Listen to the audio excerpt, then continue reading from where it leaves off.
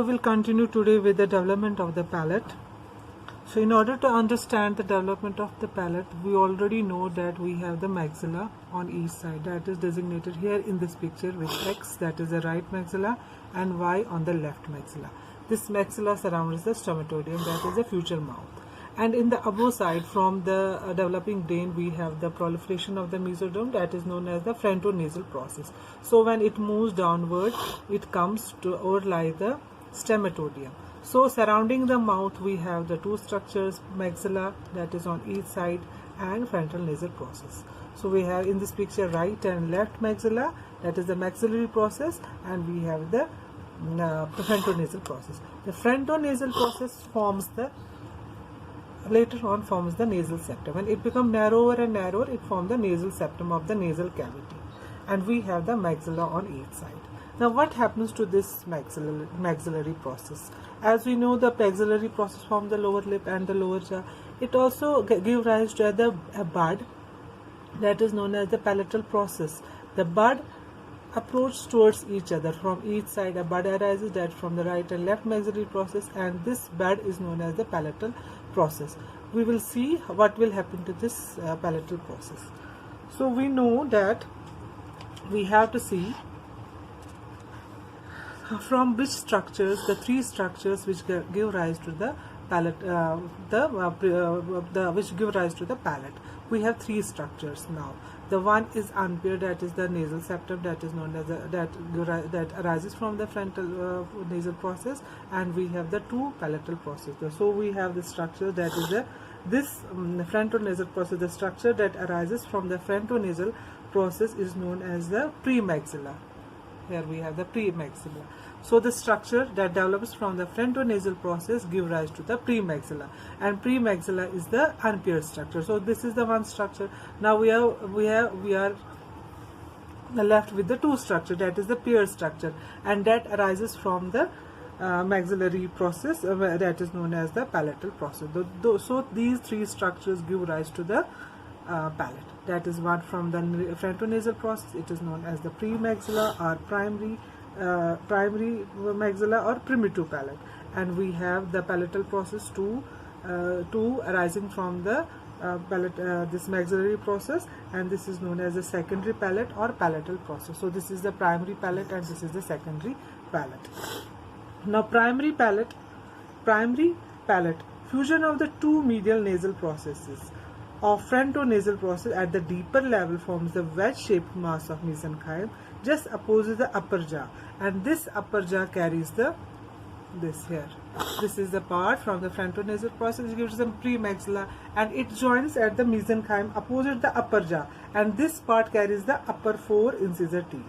The part of the palate derived from the frontonasal process from the premaxilla or primary palate, which carries the incisor teeth. This ossifies later on and represents the only small part lying just anterior to the incisor teeth. So premaxilla, we can see it arises the frontonasal process and it carries the upper four incisor teeth. Now the secondary palate, so this is the primary palate or premaxilla, or we can say the primary palate. Now we have the secondary palate. Now we know that the tongue develops in the floor of the oral cavity. The palatine process of the maxilla are hook-like projections. It arises as a hook-like projections on either side of the tongue. Later they assume the horizontal position above the tongue. It assumes the horizontal shape position above the tongue and fuses with each other, forming the secondary palate. So the palate, that is the palatine process arising from the maxilla. So they arrange themselves in the horizontal position and moves towards each other, approaches towards each other, and fuses to form the secondary palate. Later on, it undergoes the intramembranous ossification to form the hard palate. But however, ossification does not extend into the most posterior portion, that remains as a soft palate. So anterior 2/3 ossifies in intramembranous ossification from the hard palate, but posterior 1/3 that does not ossify and form the soft palate. The secondary palate forms the hard palate and the whole of the soft palate.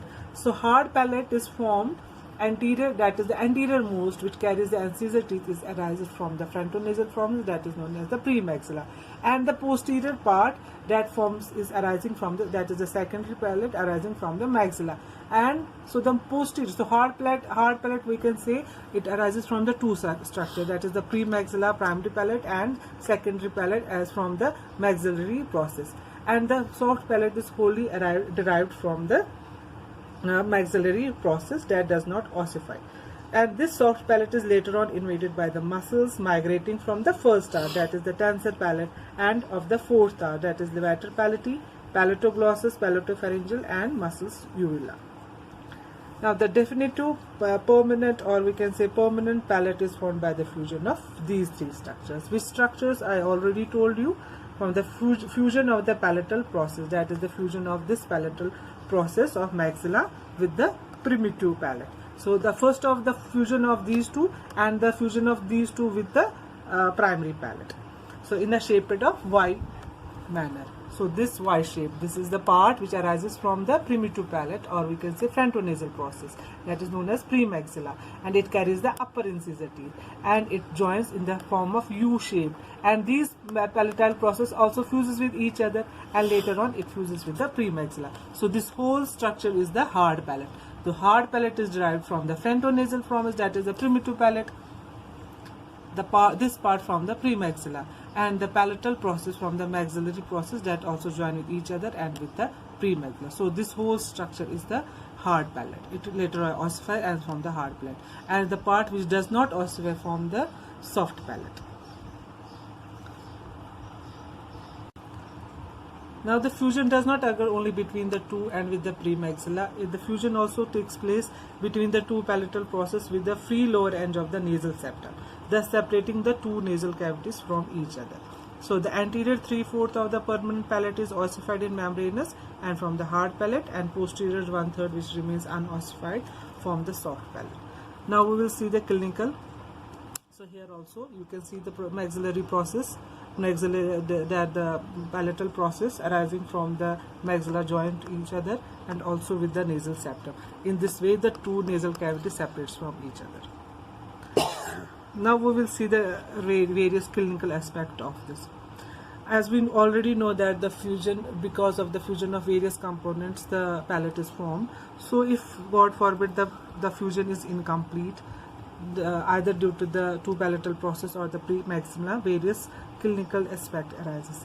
So if the complete, we know that one of the clinical correlation is the cleft palate. Like we have the cleft palate, it occurs due to the bilateral, first of all the bilateral complete cleft. It occurs due to the failure of fusion of both palatal process of maxilla with the premaxilla. So when this palatal process does not fuse with the premaxilla, it gives rise to the bilateral complete cleft. A Y-shaped cleft will be present between the primary and the secondary palate and between the two halves of the secondary palate. Here you can see in the picture A, you can see that none of the structures have been fused. So it gives rise to the complete cleft. It may be associated with the bilateral cleft of upper lip also. The unilateral cleft is the non-fusion of one side palatine process of maxilla with premaxilla. It may be associated with the unilateral cleft of upper lip. You can see here it is the various. You can see the various varieties of the cleft palate.